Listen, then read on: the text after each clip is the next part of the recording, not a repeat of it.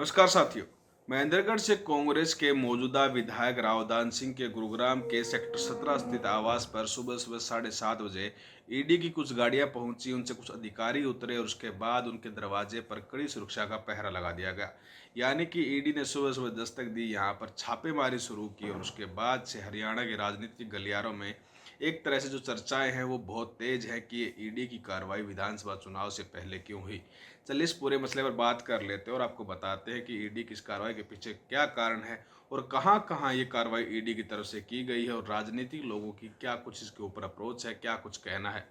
तो अगर हम बात करें इस मामले की तो ये आज का मामला नहीं है, ये 2022 के आसपास यहाँ पर ईडी और सीबीआई ने एक तरह से साझा जो केस था वो पीएमएलए के तहत इस पर दर्ज किया था कि रावदान सिंह के इस परिवार की कंपनी के द्वारा 1392 करोड़ रुपए का लोन बैंक से लिया गया था, जिसकी वापसी बैंक को नहीं की गई।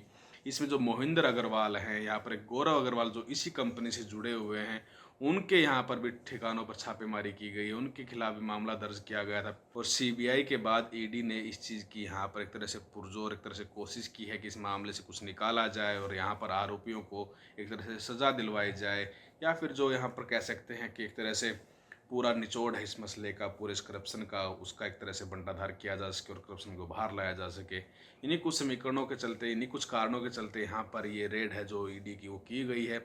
इससे पहले अगर हम बात करें यहाँ पर रावदान सिंह के बारे में, तो रावदान सिंह जो है कांग्रेस के फिलहाल के वर्तमान के दौर में बड़े नेता हैं। महेंद्रगढ़ से यहाँ पर वो वर्तमान में विधायक हैं। उनके बेटे राव अक्षत अभी कुछ समय पहले जब हरियाणा में लोकसभा चुनाव हुए थे 2024 के, तो रावदान सिंह को यहाँ पर चौधरी धर्मवीर सिंह जो बीजेपी के फिलहाल मौजूदा सांसद हैं वर्तमान में भिवानी महेंद्रगढ़ से, उनके खिलाफ उतारा गया था लोकसभा प्रत्याशी के तौर पर। और रावदान सिंह ने कहीं न कहीं 2019 में जो यहाँ पर श्रुति चौधरी की जो स्थिति थी लोकसभा चुनाव में, उसको कहीं पलट कर रख दिया और जो 4.5 लाख के आसपास का मार्जिन था उसको हल्के फुल्के कुछ वोटों से यहाँ पर चौधरी धर्मवीर सिंह यहाँ से जीतते नजर आए। जिसके बाद लगातार यहाँ पर एक तरह से कह सकते हैं कि हम रावदान सिंह का जो कद था वो बढ़ा और फिलहाल के वर्तमान के दौर में जो विधानसभा चुनाव होने वाले 2024 के, उसको लेकर भी वो यहाँ पर लगातार रणनीतियाँ साध रहे थे और कांग्रेस के जितने सम्मेलन हो रहे थे वहाँ पर वो भूपेंद्र सिंह हुड्डा के साथ लगातार दिखाई दे रहे थे। वही राजनीतिक गलियारों में इस बात की चर्चाएं जोरों शोरों से अब तेज हो गई हैं कि रावदान सिंह भूपेंद्र सिंह हुड्डा के बेहद करीबी थे, उसके चलते उनको टिकट मिला और उसके कारण यहाँ पर उनके ऊपर जो कार्रवाई की गई विधानसभा की, ये सब चीज़ें यहाँ पर लगातार एक दूसरे पर आरोप प्रत्यारोप पार्टी के ऊपर लगते रहते हैं। जब भी करप्शन को लेकर ईडी कहीं कार्रवाई करती है तो लोग इस तरह के जो राजनीतिक बयान वो देते रहते हैं। लेकिन इसके साथ साथ हम बात करें लोकसभा चुनाव में भी इस तरह कुछ एक मामला उठा था, जब यहाँ पर राव अक्षद और रावदान सिंह के बेटे हैं उनके ऊपर भी कुछ हजार करोड़ रुपए के घोटाले का नाम लगा था। उस दौरान कुछ छोटे अखबारों और मीडिया के जो चैनल्स हैं उनके माध्यम से खबर सामने आई थी कि राव अक्षद पर यहाँ पर 9,000 करोड़ रुपए के घोटाले के आसपास का आरोप है। और उसके बाद वो यहाँ पर एक बात और सामने निकल कर आई थी सूत्रों के हवाले से कि वो अग्रिम जमानत पर चल रहे हैं और जुलाई 2024 में उसको फैसला आना है। 186 लोगों को इसमें आरोपी बनाया गया है। वही अक्षत के बचाव में रावदान सिंह ने भी ये बयान दिया। बताया जा रहा है कि ये जो मामला है ये बहुत पुराना है और ये केस खत्म हो चुका है।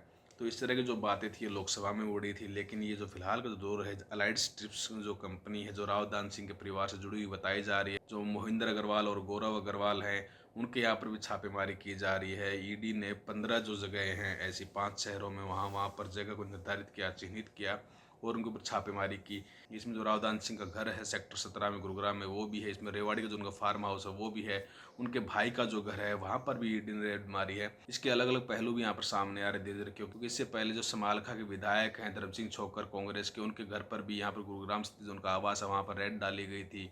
वही दूसरी तरफ इनेलो के बड़े नेता हैं जो यहाँ पर यमुनानगर से हैं, उनके घर पर भी ईडी की रेड हुई थी। तो इसको लगातार यहाँ पर राजनीतिक गलियारों में एक चर्चा का विषय बनाया हुआ है कि कहीं ना कहीं ये यहाँ पर राजनीति से प्रेरित है ये इस तरह की ईडी कार्रवाई।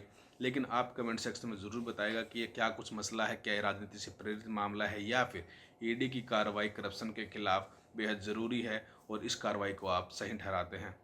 धन्यवाद।